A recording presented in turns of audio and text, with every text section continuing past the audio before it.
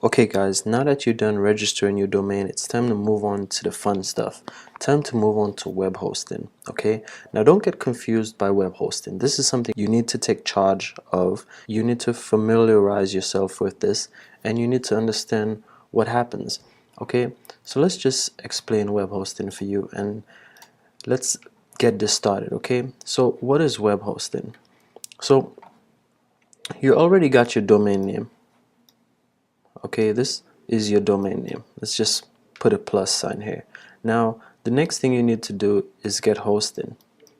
Okay, those are servers in a hosting company somewhere where you need to get registered. Okay, your domain name needs to be connected with your server.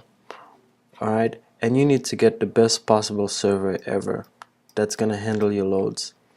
Okay, now once your website is added on to your server, then you have something for your members to view.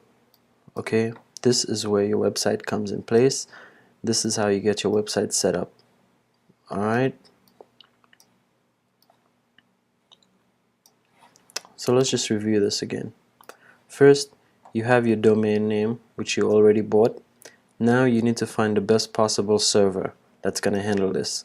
Okay, your domain name is just the name. Your server is where all your files go onto, what handles your website, where your website will be hosted, and what delivers the final content over here, which is the website you have sending traffic to. Okay, now let's just go back to web hosting and the difference between web hosting. Okay, if you click the link below, you'll get sent to our favorite hosting company, which is called HostGator, and I'll explain why it's our favorite hosting company. You don't get confused by HostGator. Okay, they have cheap plans if that's what you're looking for, but cheap is not the way to go. If you start an online business, you should invest in the best, invest in something that won't crash, and invest in something that's going to last you a long time and it's easy to manage. Our point on this website here is easy to manage, and that's what we'll show you. Okay, so web hosting. This is the cheapest one, and this is one I definitely don't recommend. This is a server as we showed you before. Okay, web hosting is something we don't recommend because it's the cheapest one, and most of this is shared. It's on a shared server and the load is not much good. You don't get much space. So the one we recommend is reseller hosting, but we'll get back to that. VPS hosting is kind of like a dedicated server which gives you your own server. If we get back here, remember the server where you put your load on, your traffic on? This is your website. Okay, this is your hosting company, this is your server. Basically what a shared server is, it will take your website and put it on here. Okay, that's your server.